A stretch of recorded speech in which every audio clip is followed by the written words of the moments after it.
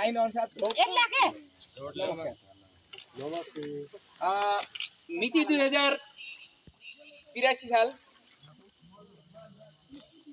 वैशाख जेठ को महीना माफ गर्नु होला जेठ 10 गते सायद 9 गते राति हुनुपर्छ 10 गते बिहान भएको 9 गते 10 मिनेटमा हो स्वर्गीयारोहण हुनुभएका हाम्रा चुरे गाउँपालिका वार्ड नम्बर 1 ग्वानी निवासी श्री हेमन्त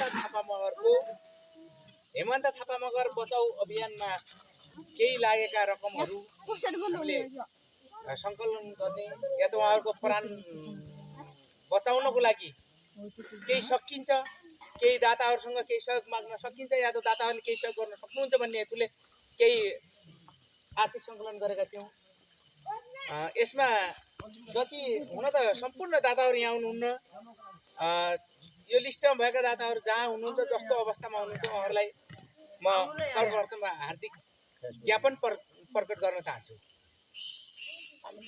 एउटा भनाइ छ दैव प्रकोप यानि कि दैवको लाठी सबैमाथि यो चाहेर होस् या नचाहेर सोचेर होस् या नसोचेर यो बाध्यता हुँदो रहेछ पनि भएको कुराहरू र त्योभन्दा बिचमा सबै एकुरेट हामीले एक बिल भरपाईहरू जम्मा गर्न नसके होला तैपनि हामीले मोटामोटी अनुमानित रकम जोडजाम गरेका थियौँ। यसमा के कति खर्च र के कति सहयोगी मनहरूबाट आएको रकम यो सबै कुराहरू मैले उहाँकै श्रीमान आदरणीय दाजु तेजबहादुर थापा मगर र पूजनीय बुवा चक्रबहादुर थापा मगर र सम्बन्धित सबै सरकारवालाहरूबाट मैले बुझ्ने प्रयास गरी यो छोटो मिठो एउटा खाका कोरेको थिएँ। यसमा अस्पताल खर्च अनुमानितमा छ काठमाडौँ क्षेत्रतिर वीर अस्पताल रेड क्रस एम्बुलेन्स यातायात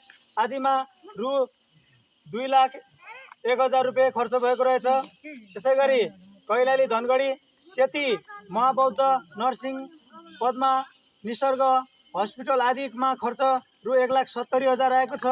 त्यसै गरी बाँके नेपालगञ्जमा भेरी र शिखर अस्पतालमा रु 1 लाख र भारत सितारगञ्ज टुर्न अस्पताल रु 28,017 भारत बेङ्गलुर र रत्नगिरी तमिलनाडु केरला उपचार खर्चमा रु 2 लाख आएको छ। स्थानीय क्षेत्रमा स्वास्थ्य खर्च रु 50,000। त्यसै गरी वैद्य खर्च छ रु 1,50,000।